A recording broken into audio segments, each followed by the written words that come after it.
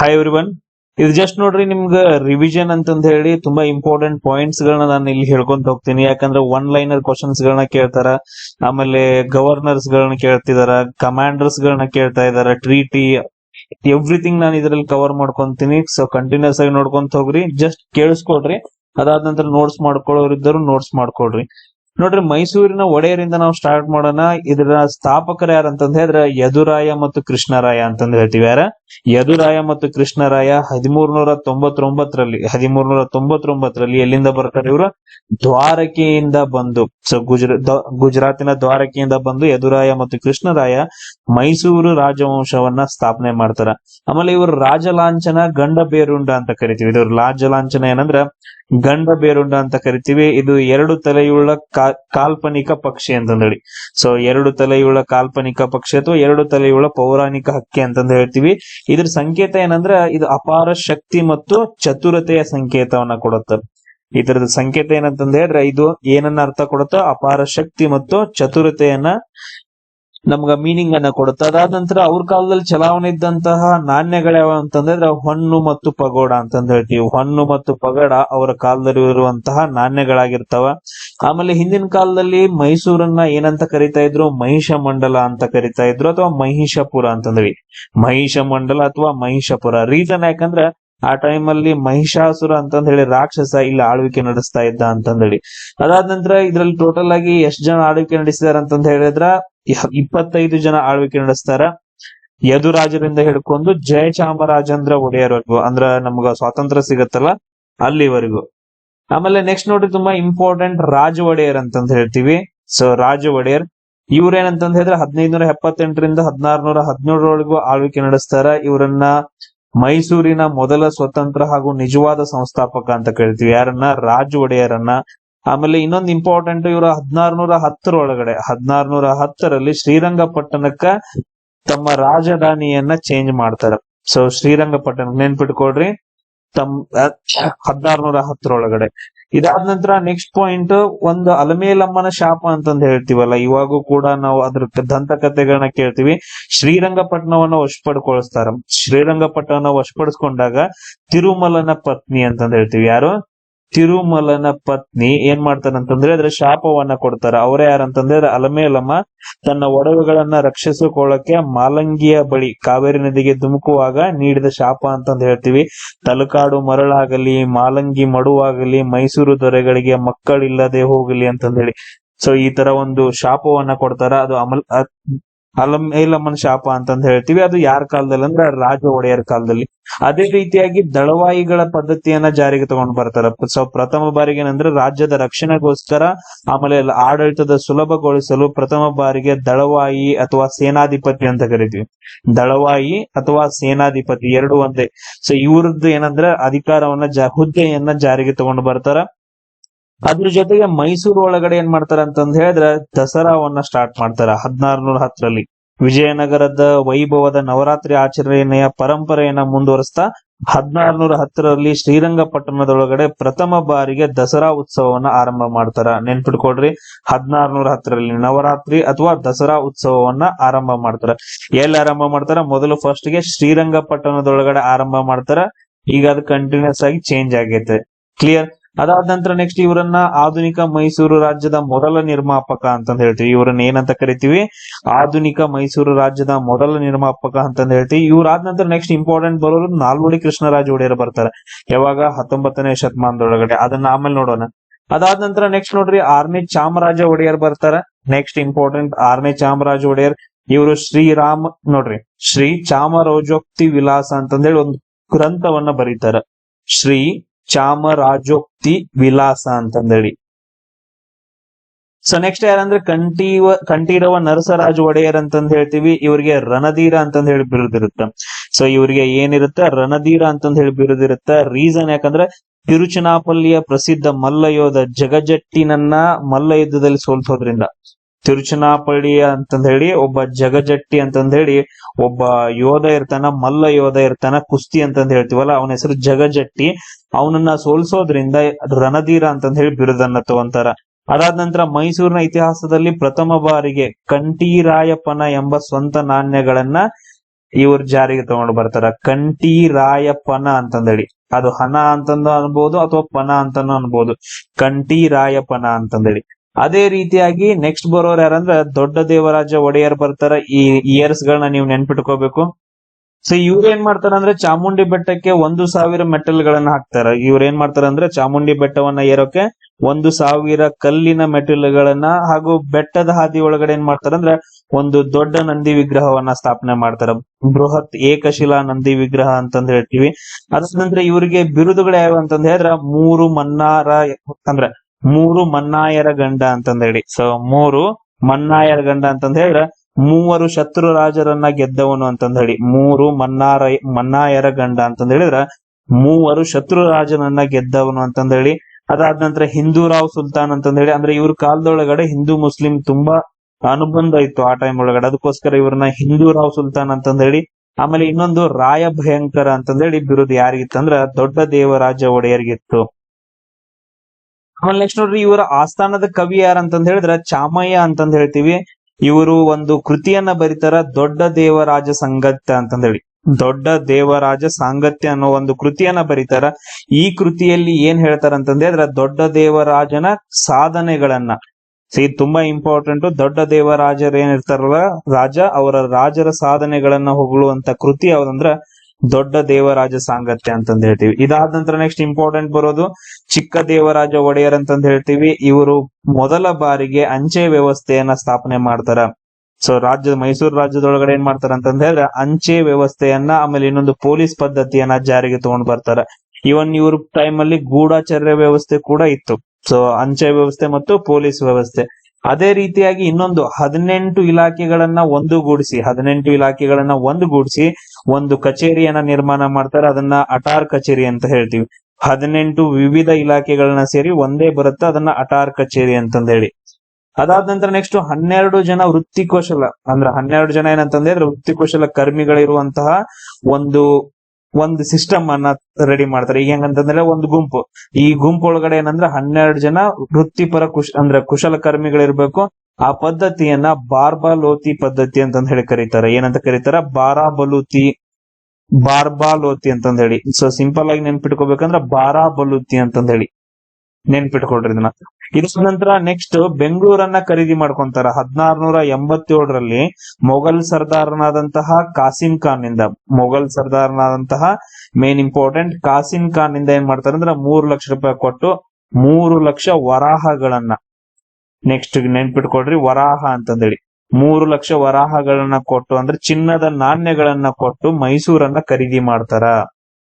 ಮೈಸೂರಲ್ಲ, ಬೆಂಗಳೂರನ್ನ ಖರೀದಿ ಮಾಡ್ತಾರ. ಆಮೇಲೆ ಏನಂತಂದ ಹೇಳಿದ್ರೆ ಈ ಬೆಂಗಳೂರು ಯಾರಿಗ್ ಸೇರುತ್ತ? ಮೈಸೂರು ಸಾಮ್ರಾಜ್ಯಕ್ಕೆ ಸೇರ್ಕೊಳ್ಳುತ್ತೆ. ಅಲ್ಲಿವರೆಗೂ ಸೇರ್ಕೊಂಡಿರಂಗಿಲ್ಲ. ಅಲ್ಲಿವರೆಗೂ ಇಲ್ಲಿ ನೋಡ್ರಿ 1687ರವರೆಗೂ ಬೆಂಗಳೂರನ್ನ ಯಾರ ಆಳ್ವಿಕೆ ನಡೆಸ್ತಾ ಇದ್ರ ಅಂದ್ರ ಮೊಘಲರ ಆಳ್ವಿಕೆ ನಡೆಸ್ತಾ ಇದ್ರು. 1687ರಲ್ಲಿ ಖರೀದಿ ಮಾಡ್ತಾರ ಚಿಕ್ಕ ದೇವರಾಜ ಒಡೆಯರು 3 ಲಕ್ಷ ವರಾಹ ಕೊಟ್ಟು. ಅಲ್ಲಿಂದ ಬೆಂಗಳೂರು ಏನಾಗತ್ತ? ಮೈಸೂರು ಸಾಮ್ರಾಜ್ಯವನ್ನ ಸೇರುತ್ತ. ಅದಾದ ನಂತರ ಇವರು ನೀರಾವರಿಗೋಸ್ಕರ ಕಾವೇರಿ ನದಿಗೆ ಅಡ್ಡಲಾಗಿ 2 ನಾಲೆಗಳನ್ನ, ಅಂದ್ರೆ 2 ಕಾಲುವೆಗಳನ್ನ ನಿರ್ಮಾಣ ಮಾಡ್ತಾರ. ಒಂದು ಚಿಕ್ಕ ದೇವರಾಜ ನಾಲೆ ಆದ್ರೆ ಇನ್ನೊಂದು ದೊಡ್ಡ ದೇವರಾಜ ನಾಲೆ ಅಂತ ಹೇಳ್ತೀವಿ. ಒಂದು ಚಿಕ್ಕ ದೇವರಾಜ ನಾಲೆ, ಇನ್ನೊಂದು ದೊಡ್ಡ ದೇವರಾಜ ನಾಲೆಗಳನ್ನ. ಸೊ ಯಾವುದಕ್ಕೋಸ್ಕರ? ವ್ಯವಸಾಯಕ್ಕೋಸ್ಕರ. ಆಮೇಲೆ ಕೆಲವೊಂದು ದೇವಾಲಯಗಳನ್ನ ಕೂಡ ಕಟ್ಟಿಸ್ತಾರ. ಯಾವ್ಯಾವಂದ್ರೆ ಬೆಂಗಳೂರಿನ ವೆಂಕಟರಮಣ ದೇವಾಲಯ ಅಂತಂದ ಹೇಳಿ. ಸೊ ಯಾವ್ದಂತಂದ ಹೇಳಿದ್ರೆ ಬೆಂಗಳೂರಿನ ಕೋಟೆ ವೆಂಕಟರಮಣ ದೇವಾಲಯ ಅಂತಂದ ಹೇಳಿ, ಬೆಂಗಳೂರಿನೊಳಗಡೆ ಕೋಟೆ ವೆಂಕಟರಮಣ ದೇವಾಲಯವನ್ನ ನಿರ್ಮಾಣ ಮಾಡ್ತಾರ. ಆಮೇಲೆ ಇವರ ಆರಾಧ್ಯ ದೈವ ಯಾರಂದ್ರ ಮೇಲುಕೋಟೆಯ ಚೆಲುವ ನಾರಾಯಣ ಸ್ವಾಮಿ ಅಂತಂದ ಹೇಳ್ತೀವಿ. ಇವ್ರ ಆರಾಧ್ಯ ದೇವ ಯಾರು? ಮೇಲುಕೋಟೆ ಚೆಲುವ ನಾರಾಯಣ ಸ್ವಾಮಿ. ಈ ಮೇಲುಕೋಟೆ ಚೆಲುವ ನಾರಾಯಣ ಸ್ವಾಮಿ ದೇವಾಲಯವನ್ನ ಕಟ್ಟಿಸಿದವ್ರು ಯಾರು? ಈಗ ನೋಡಿರ್ಬೋದು ಮೇಲುಕೋಟೆ ಒಳಗಡೆ. ಅದನ್ನ ನೋಡೋಣ. ಯಾರಿಗಾದ್ರೂ ಗೊತ್ತಿದ್ರ ನೀವೇನ್ ಮಾಡ್ಬೇಕು? ಕಮೆಂಟ್ಸ್ ಅನ್ನ ಹಾಕ್ರಿ. ಅದಾದ ನಂತರ ನೆಕ್ಸ್ಟ್ ನೋಡ್ರಿ, ಬಿರುದುಗಳು ಏನಿದ್ವು. ಇವ್ರ ಖಜಾನೆ ಒಳಗಡೆ 9 ಕೋಟಿ ವರಾಹಗಳಿದ್ವು. ತುಂಬಾ ರಿಚ್ ಇದ್ರು ಅವರು. ಇವ್ರ ಖಜಾನೆ ಒಳಗಡೆ 9 ಕೋಟಿ ವರಾಹಗಳಿರೋದ್ರಿಂದ, ವರಾಹ ಅಂತಂದ ಹೇಳಿದ್ರೆ ಚಿನ್ನದ ನಾಣ್ಯ ಅಂತಂತ ಹೇಳ್ತೀವಿ. ಅದಕ್ಕೋಸ್ಕರ ಇವರನ್ನ ನವಕೋಟಿ ನಾರಾಯಣ ಅಂತ ಹೇಳ್ತಾ ಇದ್ರು. ಯಾರನ್ನ? ಚಿಕ್ಕ ದೇವರಾಜ ಒಡೆಯರನ್ನ ನವಕೋಟಿ ನಾರಾಯಣ ಅಂತಂದ ಹೇಳಿ, 9 ಕೋಟಿ ವರಾಹ ಇರೋದ್ರಿಂದ. ಆಮೇಲೆ ಇನ್ನೊಂದಂದ್ರ ರಾಜ ಜಗದೇವ್ ಅಂತಂದ ಹೇಳಿ, ಇದು ತುಂಬಾ ಇಂಪಾರ್ಟೆಂಟ್. 1699 ಮೊಘಲ್ ಚಕ್ರವರ್ತಿಯಿಂದ, ಅಂದ್ರೆ ಮೊಘಲ್ ಚಕ್ರವರ್ತಿ ಯಾರಿರ್ತಾರ ಅವಾಗ? ಔರಂಗಜೇಬ್ ಇರ್ತಾನ. ಆ ಔರಂಗಜೇಬ್ ಒಂದು ಬಿರುದನ್ನ ಕೊಡ್ತಾನ, ರಾಜ ಜಗದೇವ್ ಅಂತಂದ ಹೇಳಿ. ನೋಡ್ರಿ ಎರಡು, ನವಕೋಟಿ ನಾರಾಯಣ ಮತ್ತು ರಾಜ ಜಗದೇವ್ ಅಂತ ಹೇಳಿ. ಆಮೇಲೆ ಇತರ ಬಿರುದುಗಳು ಯಾವ್ಯಾವಿದ್ದು ಅಂತಂದ ಹೇಳಿದ್ರೆ ಅಪ್ರತಿಮ ವೀರ, ಕರ್ನಾಟಕ ಚಕ್ರವರ್ತಿ, ಆಮೇಲೆ ತೆಂಕನ ರಾಜ, ಆಮೇಲೆ ಮಹಾರಾಷ್ಟ್ರ ಭೂಪಾಲ ಜಾಲರೀಪ ಅಂತಂದ ಹೇಳಿ. ಅದಾದ ನಂತರ ವೈಷ್ಣವ ಮತ ಪ್ರವರ್ತಕ, ಆಮೇಲೆ ಪ್ರೌಢ ಪ್ರತಾಪ ಅಂತಂದ ಹೇಳಿ ಇಷ್ಟೊಂದೆಲ್ಲ ಬಿರುದುಗಳು ಇರ್ತಾವ. ಬಟ್ ಆದ್ರೆ ಇವೆಲ್ಲ ಏನ್ ಬೇಡ, ಮೇಲ್ಗಡೆ ಈ ಎರಡ್ ಏನಂದ್ರ ಬಹಳ important exam point of view. ಆಮೇಲೆ ಚಿಕ್ಕ ದೇವರಾಜ ಒಡೆಯರ್ ಕೆಲವೊಂದು ಕೃತಿಗಳನ್ನ ಬರೀತಾರ. ಒಂದು ಕೃತಿ ಯಾವ್ದಂದ್ರ ಚಿಕ್ಕ ದೇವರಾಜ ಭಿನ್ನಪಂ ಅಂತಂದೇಳಿ, ಆಮೇಲೆ ಶ್ರೇಷ್ಠ ಧರ್ಮ, ಗೀತ ಗೋವಿಂದ, ಭಾಗವತ ಅಂತಂದೇಳಿ. ಇವು ಯಾರ ರಚಿಸಿರುವಂತ ಕೃತಿಗಳು? ಸ್ವತಃ ರಾಜನಾದಂತಹ ಚಿಕ್ಕ ದೇವರಾಜ ರಚಿಸಿರುವಂತ ಕೃತಿಗಳು. ಆಮೇಲೆ ಇನ್ನೊಂದು ಕೃತಿ ಬರುತ್ತ, ಸಂಚಿ ಹೊನ್ನಮ್ಮ ರಚಿಸಿದ್ದು ಹದಿಬದೆಯ ಧರ್ಮ ಅಂತಂದೇಳಿ. ಸೊ ಇವರು ರಾಜನ ಆಸ್ಥಾನದಲ್ಲಿದ್ದ ಕವಿಯತ್ರಿ, ಪ್ರಸಿದ್ಧ ಕವಿಯತ್ರಿ ಅಂತಂದ ಹೇಳ್ತೀವಿ. ಮಹಿಳೆಯರ ಕರ್ತವ್ಯಗಳನ್ನ ವಿವರಿಸುವಂತಹ ಒಂದು ಕೃತಿ ಹದಿಬದೆಯ ಧರ್ಮ ಅಂತಂದ ಹೇಳ್ತೀವಿ. ಆಮೇಲೆ ಇನ್ನೊಬ್ರು ಯಾರಂತಂದ್ರೆ ಶೃಂಗಾರಮ್ಮ ಅಂತಂದ ಹೇಳ್ತೀವಿ. ಇವರು ಪದ್ಮಿನಿ ಕಲ್ಯಾಣ ಒಂದು ಕೃತಿಯನ್ನ ಬರೀತಾರ. ಪದ್ಮಿನಿ ಕಲ್ಯಾಣ ಎಂಬ ಸಾಹಿತ್ಯ ಕೃತಿಯನ್ನ ಬರೀತಾರ. ಆಮೇಲೆ ಇನ್ನೊಬ್ರು ಸಿಂಗಾರಾರ್ಯ, ತುಂಬಾ ಇಂಪಾರ್ಟೆಂಟ್ ಕೃತಿ ಇದು. ಮಿತ್ರವಿಂದ ಗೋವಿಂದ ಅಂತಂದೇಳಿ, ಮಿತ್ರವಿಂದ ಗೋವಿಂದ ಇದು ಕನ್ನಡದಲ್ಲಿ ಲಭ್ಯ ಇರುವಂತಹ ಮೊದಲ ನಾಟಕ ಅಂತಂದ ಹೇಳ್ತೀವಿ. ಪ್ರಪ್ರಥಮ ನಾಟಕ ಮಿತ್ರವಿಂದ ಗೋವಿಂದ ಅಂತಂದ ಹೇಳಿ ನೆನ್ಪಿಟ್ಕೊಡ್ರಿ. ಇದು ಏನಂತಂದ ಹೇಳಿದ್ರೆ, ಇದು ಒಂಥರ ಆ ಟೈಮ್ ಒಳಗಡೆ ಡಬ್ಬಿಂಗ್ ಮಾಡ್ತಿದ್ರು ಇವ್ರು. ಆ ಟೈಮ್ ಒಳಗಡೆ ಏನಂತಂದ ಹೇಳಿದ್ರೆ ಡಬ್ಬಿಂಗ್. ಯಾಕಂದ್ರೆ ಹರ್ಷವರ್ಧನ ಒಂದ್ ಕೃತಿ ಬರೀತಾನ ಗೊತ್ತಾ, ರತ್ನಾವಳಿ ಅಂತಂದೇಳಿ. ಹರ್ಷವರ್ಧನ ಒಂದ್ ಕೃತಿಯನ್ನ ಬರೀತಾನ, ರತ್ನಾವಳಿ ಅಂತಂದೇಳಿ. ಆ ರತ್ನಾವಳಿಯನ್ನ ಏನ್ ಮಾಡ್ತಾನಂದ್ರ ಕನ್ನಡದಲ್ಲಿ ಬರೀತಾನ. ಯಾರು? ಮಿತ್ರವಿಂದ ಗೋವಿಂದ ಅಂತಂದೇಳಿ ಸಿಂಗಾರಾರ್ಯ. ಸೊ ಅದನ್ನ ರೂಪಾಂತರ ಮಾಡ್ತಾನ ಅಷ್ಟೇ ಕನ್ನಡಕ್ಕ. ಅದಾದ ನಂತರ ನೆಕ್ಸ್ಟ್ ಇನ್ನೊಬ್ರು ಯಾರು? ತಿರುಮಲಾಚಾರ್ಯ ಅಂತಂದ ಹೇಳಿ ಬರ್ತಾರೆ. ಇನ್ನೊಬ್ರು ಯಾರು ಅಂತಂದ್ರೆ ತಿರುಮಲಾಚಾರ್ಯ. ಇವರು ಕೂಡ ಪ್ರಧಾನ ಕವಿಯಾಗಿದ್ರು, ಚಿಕ್ಕ ದೇವರಾಜನ ಪ್ರಧಾನ ಕವಿಯಾಗಿದ್ರು. ಇವ್ರು ಕೆಲವೊಂದು ಕೃತಿಗಳನ್ನ ಬರೀತಾರ. ಚಿಕ್ಕ ದೇವರಾಜ ವಂಶಾವಳಿ ಅಂತಂದ ಹೇಳಿ, ಆಮೇಲೆ ಚಿಕ್ಕ ದೇವರಾಜ ವಿಜಯ, ಆಮೇಲೆ ಚಿಕ್ಕ ದೇವರಾಜ ಶತಕ, ಆಮೇಲೆ ಅಪ್ರತಿಮ ವೀರ ಚರಿತೆ ಅನ್ನೋ ಕೃತಿಗಳನ್ನ ಯಾರು ಬರೀತಾರ? ತಿರುಮಲಾಚಾರ್ಯ ಬರೀತಾನ. ಅದಾದ ನಂತರ ನೆಕ್ಸ್ಟ್ ಚಿಕ್ಕ ದೇವರಾಜ ಆದ ನಂತರ ಆಲ್ಮೋಸ್ಟ್ ಎಲ್ಲಾ ಒಡೆಯರು ಅಷ್ಟೊಂದು ಸ್ಟ್ರಾಂಗ್ ಇರಂಗಿಲ್ಲ. ಸ್ಟ್ರಾಂಗ್ ಇಲ್ಲದೆ ಇರೋದಕ್ಕೆ ಕೆಲವೊಬ್ರು ದಳವಾಯಿಗಳು ಇರ್ತಾರಲ್ಲ, ದಳವಾಯಿ ಅಂತಂದ ಹೇಳಿ ಆಲ್ರೆಡಿ ಸ್ಟಾರ್ಟ್ ಆಗಿರತ್ತೆ. ಯಾರು ಸ್ಟಾರ್ಟ್ ಮಾಡಿರ್ತಾರ? ರಾಜ ಒಡೆಯರ್ ಸ್ಟಾರ್ಟ್ ಮಾಡಿರ್ತಾರಲ್ಲ, ಇವ್ರು ಸೇನಾಧಿಪತಿಗಳಾಗಿರ್ತಾರ. ಸೊ ಒಡೆಯರ್ ಏನಂತಂದ ಹೇಳಿದ್ರೆ ಅಷ್ಟೊಂದು ಸ್ಟ್ರಾಂಗ್ ಇರಂಗಿಲ್ಲ ಆಫ್ಟರ್ ಚಿಕ್ಕ ದೇವರಾಜ. ಅದರಲ್ಲಿ ಮೇನ್ ಇಂಪಾರ್ಟೆಂಟ್ ಯಾರ್ಯಾರು? ನಂಜರಾಜಯ್ಯ ಮತ್ತು ದೇವರಾಜಯ್ಯ ಎಂಬ ಇಬ್ಬರು ದಳವಾಯಿಗಳು ಏನ್ ಮಾಡ್ತಾರಂದ್ರ ಮೈಸೂರು ಸಂಸ್ಥಾನವನ್ನ ಅಥವಾ ಮೈಸೂರು ಸಾಮ್ರಾಜ್ಯವನ್ನ ಅವರ ವಶದಲ್ಲಿ ಇಟ್ಕೊಂಡು ಆಳ್ವಿಕೆ ನಡ್ಸಕ್ ಸ್ಟಾರ್ಟ್ ಮಾಡ್ತಾರ. ಆ ಟೈಮ್ ಅಲ್ಲಿ ಇದ್ದುವಂತಹ ಒಬ್ಬ ರಾಜ ಯಾರಂತಂದ್ರೆ ಎರಡನೇ ಕೃಷ್ಣರಾಜ ಒಡೆಯರ್ ಅಂತಂದ ಹೇಳ್ತೀವಿ. ಆ ಟೈಮ್ ಒಳಗಡೆ ಆಲ್ಮೋಸ್ಟ್ ಎರಡನೇ ಕೃಷ್ಣರಾಜ ಒಡೆಯರ್ ಇರ್ತಾರ. ಸೊ ಅಲ್ಲಿಂದ ಏನಂತಂದ ಹೇಳಿದ್ರೆ ಆಲ್ಮೋಸ್ಟ್ ಈ ದೇವರಾಜನನ್ನ ಸೈಡ್ ಗೊತ್ತಿ, ಯಾರನ್ನ? ಈ ದೇವರಾಜ ಮತ್ತು ನಂಜಯ್ಯನ ಇಬ್ರು ಸೈಡ್ ಗೊತ್ತಿಬಿಟ್ಟು ಎರಡನೇ ಕೃಷ್ಣರಾಜ ಒಡೆಯರ್ನ ಸೈಡ್ ಹಾಕಿ ಹೈದರ್ ಅಲಿ ಏನ್ ಮಾಡ್ತಾನಂದ್ರ ಕಂಪ್ಲೀಟ್ ಮೈಸೂರಿನ ಆಡಳಿತವನ್ನ ತನ್ನ ಕೈಯಾಗಿ ಹಿಡ್ಕೊಂತಾನ. ಇದಾದ ನಂತರ ನೆಕ್ಸ್ಟ್ ನೋಡ್ರಿ, ನೆಕ್ಸ್ಟ್ ಇಂಪಾರ್ಟೆಂಟ್ ಹೈದರ್ ಅಲಿ ಅಂತಂದ ಹೇಳ್ತೀವಿ. ಹೈದರ್ ಅಲಿ ಯಾವಾಗ ಹುಟ್ತಾನ ಅಂತಂದ ಹೇಳಿದ್ರ 1722ರಲ್ಲಿ ಹುಟ್ತಾನ. ಸೊ ಎಲ್ಲಿ ಹುಟ್ತಾನ ಅಂತಂದ ಹೇಳಿದ್ರೆ ಕೋಲಾರ ಜಿಲ್ಲೆಯ ಬೂದಿಕೋಟೆ ಅಂತಂದ ಹೇಳ್ತೀವಿ. ಕೋಲಾರ ಜಿಲ್ಲೆಯ ಬೂದಿಕೋಟೆ ಒಳಗಡೆ ಯಾರು ಹುಟ್ತಾರಂದ್ರ ಹೈದರ್ ಅಲಿ ಹುಟ್ತಾನ. ಇವ್ರ ತಂದೆ ಯಾರಂತಂದ ಹೇಳಿದ್ರೆ ಫತೇ ಮಹಮ್ಮದ್ ಅಂತಂದ ಹೇಳಿ. ಇವ್ರ ತಂದೆ ಯಾರು? ಫತೇ ಮಹಮ್ಮದ್ ಅಂತಂದ ಹೇಳಿ. ಇವರು ತುಂಬಾ ಇಂಪಾರ್ಟೆಂಟ್. ಸೀರಾ ನವಾಬ್ ಅಂತಂದ ಹೇಳಿ, ಸೀರಾ ಸಾಮ್ರಾಜ್ಯದ ಒಬ್ಬ ನವಾಬ. ಅವನ ಸೇನೆ ಒಳಗಡೆ ಒಬ್ಬ ಸಾಮಾನ್ಯ ನಾಯಕನಾಗಿ ಅಥವಾ ಸೈನಿಕನಾಗಿ ಆಳ್ವಿಕೆ ನಡೆಸ್ತಾ ಇರ್ತಾನ.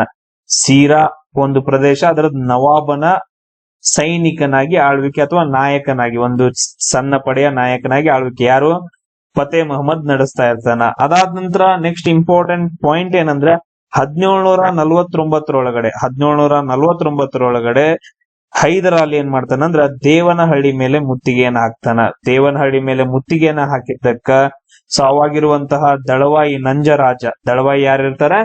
ನಂಜರಾಜ ಇದ್ದವನ್ ಏನ್ ಮಾಡ್ತಾನ ಅಂತಂದ್ರೆ 200 ಸೈನಿಕರ ಮೇಲಿನ ಅಧಿಕಾರಿಯನ್ನಾಗಿ ನೇಮಕ ಮಾಡ್ತಾನ. ಯಾರನ್ನ ನೆನ್ಪಿಟ್ಕೊಳ್ರಿ? ನಂಜರಾಜ. ಸೊ ಆ ಟೈಮಲ್ಲಿ ಯಾರು ಇರ್ತಾರ ಅಂತಂದ್ರೆ ದಳವಾಯಿ ನಂಜರಾಜ ಇರ್ತಾನ. ಸೊ ದೇವನಹಳ್ಳಿ ಮೇಲೆ ಮುತ್ತಿಗೆ ಹಾಕಿದ್ದಕ್ಕ ಹೈದರ್ ಅಲಿಗೆ ಏನ್ ಸಿಗತ್ತ? ಒಂದು ಪ್ರಶಂಸೆ ಸಿಗತ್ತ, ಆಮೇಲೆ ಅವನ್ಗೆ ಬಡ್ತಿ ಸಿಗತ್ತೆ, ಮೇಲಾಧಿಕಾರಿಯಾಗಿ ಅವಂಗ ಪ್ರಮೋಷನ್ ಸಿಗತ್ತ. ಕೊಟ್ಟವ್ರ ಯಾರು? ನಂಜರಾಜ. ಅದಾದ ನಂತರ ನೆಕ್ಸ್ಟ್ ದಿಂಡಿಗಲ್ನ ಫೌಜ್ದಾರ್ ಹುದ್ದೆಯನ್ನ ಪಡ್ಕೊಂತಾನ. ದಿಂಡಿಗಲ್ನ ಫೌಜ್ದಾರ್ ಹುದ್ದೆ ಮತ್ತು ಶಸ್ತ್ರಗಾರ ಹುದ್ದೆ 1755 ಏನ್ ಮಾಡ್ತಾ ಅಂತಂದ್ರೆ ದಿಂಡಿಗಲ್ ಸೇನಾಧಿಪತಿಯಾಗಿ ನೇಮಕಗೊಳ್ತಾನ. ಇದು ತುಂಬಾ ಇಂಪಾರ್ಟೆಂಟ್. ಅದಾದ ನಂತರ ನೆಕ್ಸ್ಟ್ ಅದೇ ಟೈಮಲ್ಲಿ ಫ್ರೆಂಚರೆಲ್ಲ ಬಂದಿರ್ತಾರಲ್ಲ, ಅವ್ರ ಸಹಾಯದೊಂದಿಗೆ ದಿಂಡಿಗಲ್ ಒಳಗಡೆ ಒಂದು ಆಧುನಿಕ ಶಸ್ತ್ರಾಗಾರವನ್ನ ನಿರ್ಮಾಣ ಮಾಡ್ತಾನ. ಅದನ್ನ ನಾವು ಏರ್ಸ್ನೆಲ್ ಅಂತ ಕರಿತೀವಿ. ಏರ್ಸ್ನೆಲ್ ಅಂತಂದ ಹೇಳಿ ಶಸ್ತ್ರಾಗಾರವನ್ನ ನಿರ್ಮಾಣ ಮಾಡ್ತಾನ. ಅದಾದ ನಂತರ ನೆಕ್ಸ್ಟ್ ಇಂಪಾರ್ಟೆಂಟ್, ಮರಾಠರದಲ್ಲಿ ವಶದಲ್ಲಿದ್ದಂಥದ್ದು, ಮರಾಠರ ವಶದಲ್ಲಿದ್ದಂತಹ ಬೆಂಗಳೂರು ಕೋಟೆಯನ್ನ ಪುನಃ ವಶಪಡಿಸ್ಕೊಳ್ತಾನ. ಈಗ ಏನಾಗತ್ತಂತಂದ ಹೇಳಿ ಚಿಕ್ಕ ದೇವರಾಜ ಹೋದ ನಂತರ ನೆಕ್ಸ್ಟ್ ಮರಾಠರ ಏನ್ ಮಾಡ್ತಾರಂದ್ರ ಆಲ್ಮೋಸ್ಟ್ ಏನ್ ಮಾಡ್ತಾರ ಬೆಂಗಳೂರನ್ನ ವಶಪಡಿಸ್ಕೊಳ್ತಾರ. ಅವಾಗ ಈ ನವಾಬ ಯಾರು ಹೈದರ್ ಅಲಿ ಏನ್ ಮಾಡ್ತಾ ಅಂತಂದ ಹೇಳಿದ್ರ ಮತ್ತೆ ಬೆಂಗಳೂರು ಮೇಲೆ ದಾಳಿ ಮಾಡಿ ಮರಾಠದಲ್ಲಿರುವಂತಹ ಮೈಸೂರನ್ನ ಗೆದ್ದ. ಯಾರಿಗ್ ಕೊಡ್ತಾನ ಅಂತಂದ ಹೇಳಿದ್ರ ಕೃಷ್ಣರಾಜ ಒಡೆಯರಿಗೆ ಕೊಡ್ತಾನ. ಯಾರಿಗ್ ಕೊಡ್ತಾನ? ಆ ಟೈಮ್ ಒಳಗಡೆ ಯಾರು ಇರ್ತಾರ? 2ನೇ ಕೃಷ್ಣರಾಜ ಒಡೆಯರ್ ಇರ್ತಾರ. ಆ ಟೈಮ್ ಒಳಗಡೆ ಎಲ್ಲಾ ರಾಜ ನೀನ ಅಂತಂದ್ ಹೇಳ್ಬಿಟ್ಟು ಇವ ಆಳ್ವಿಕೆ ನಡೆಸ್ತಾ ಇರ್ತಾನ. 2ನೇ ಕೃಷ್ಣರಾಜ ಒಡೆಯರಿಗೆ ಏನ್ ಮಾಡ್ತಾ ಅಂತಂದ್ರೆ ಬೆಂಗಳೂರನ್ನ ಹಸ್ತಾಂತರ ಮಾಡ್ತಾನ. ಸೊ ಅವಾಗ 2ನೇ ಕೃಷ್ಣರಾಜ ಒಡೆಯರ್ ಅಥವಾ ಇಮ್ಮಡಿ ಕೃಷ್ಣರಾಜ ಒಡೆಯರ್ ಏನ್ ಮಾಡ್ತಾರ ಅಂದ್ರೆ ಖುಷಿಯಾಗಿ ಒಂದು ಬಿರುದನ್ನ ಕೊಡ್ತಾರ, ನವಾಬ್ ಹೈದರ್ ಅಲಿ ಖಾನ್ ಬಹದ್ದೂರ್ ಅಂತಂದೇಳಿ. ಯಾರಿಗೆ? ಹೈದರ್ ಅಲಿಗೆ ಒಂದು ಬಿರುದನ್ನ, ನವಾಬ್ ಹೈದರ್ ಅಲಿ ಖಾನ್ ಬಹದ್ದೂರ್ ಅಂತಂದೇಳಿ. ಈ ಬಿರುದನ್ನ ಕೊಟ್ಟವ್ರು ಯಾರಂದ್ರ ಇಮ್ಮಡಿ ಕೃಷ್ಣರಾಜ ಒಡೆಯರ್ ಅಂತಂದ್ ಹೇಳ್ತೀವಿ.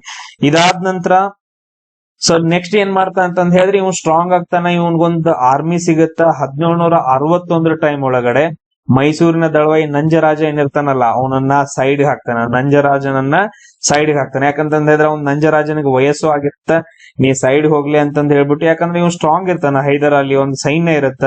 ನಂಜರಾಜನನ್ನ ಸೈಡ್ ಹಾಕ್ಬಿಟ್ಟು ಸಂಪೂರ್ಣವಾಗಿ ಎಲ್ರನ್ನ ಸೈಡ್ ಹಾಕಿ ಮೈಸೂರಿನ ಆಡಳಿತವನ್ನ ಕಂಪ್ಲೀಟ್ ಆಗಿ ಏನ್ ಮಾಡ್ತಾ ಅಂತಂದ್ರೆ ತನ್ನ ಕೈಗೆ ತಗೊಂತಾನ. ಇದು ಯಾವಾಗ? 1761 ತಗೊಂಡ ತಕ್ಷಣನೇ ಫಸ್ಟ್ ಅವ್ನ್ ಮಾಡೋ ಕೆಲಸ ಏನಂತಂದ್ರೆ ಸೀರಾ ಮತ್ತು ಕೊಡಗು ಮೇಲೆ ದಾಳಿ ಮಾಡ್ತಾನ. ಸೀರಾ ಪ್ರದೇಶ ಮತ್ತು ಕೊಡಗು, ಉತ್ತರ ಕರ್ನಾಟಕದ ಭಾಗವಾದಂತಹ ಸೀರಾ ಮತ್ತು ಕೊಡಗು ಸಂಸ್ಥಾನದ ಮೇಲೆ 1762 ದಾಳಿ ಮಾಡಿ ಜಯ ಸಾಧಿಸ್ತಾನ. ಅದನ್ನ ಮೈಸೂರು ಸಂಸ್ಥಾನಕ್ಕೆ ಸೇರಿಸ್ಕೊಂತಾನ. ಅದಾದ ನಂತರ ಸಡನ್ ಆಗಿ ಕೆಳದಿ ಬಿದನೂರು ಐತಲ್ಲ, ಕೆಳದಿ ಮೇಲೆ ದಾಳಿ ಮಾಡ್ತಾನ. ಯಾವಾಗ? 1763 ಕೆಳದಿ ಸಂಸ್ಥಾನದ ಮೇಲೆ ದಾಳಿ ಮಾಡಿ ಅದನ್ನು ಕೂಡ ತನ್ನ ವಶಕ್ಕೆ ತಗೊಂತಾನ. ಅದನ್ನ ತಗೊಂಡ ಆ ಬಿದನೂರು ಅಂತಂದ್ ಐತಲ್ಲ, ಆ ಬಿದನೂರು ಸಂಸ್ಥಾನ ಐತಲ್ಲ, ಅದರ ಮೇನ್ ನಗರಕ್ಕೆ ಹೈದರ್ ಅಲಿ ಅಂತಂದೇಳಿ ಹೈದರ್ ನಗರ ಅಂತಂದ್ ಹೆಸರಿಡ್ತಾನ. ಹೈದರ್ ನಗರ ಅಂತಂದೇಳಿ ಹೆಸರನ್ನ ಇಡ್ತಾನ. ಯಾರಂತಂದ ಹೇಳಿದ್ರ ಹೈದರ್ ಅಲಿ. ಇದಾದ ನಂತರ ನೆಕ್ಸ್ಟ್ ಏನ್ ಮಾಡ್ತಾನ? 1779 ಚಿತ್ರದುರ್ಗದ ಮೇಲೆ ದಾಳಿ ಮಾಡ್ತಾನ. ನಾವ್ ಅದೇ ಹೇಳ್ತೀವಲ್ಲ, ಒನಕೆ ಓಬವ್ವ ಎಲ್ಲ ಬರ್ತಾರ. ಸೊ ಅಲ್ಲಿರುವಂತಹ ಕೊನೆಯ ಪಾಳೆಗಾರ ಯಾರಂದ್ರ ಮದಕರಿ ನಾಯಕನನ್ನ ಸೋಲಿಸಿ ಚಿತ್ರದುರ್ಗವನ್ನ ಮೈಸೂರು ಸಂಸ್ಥಾನಕ್ಕೆ ಸೇರಿಸ್ಕೊಂತಾನ.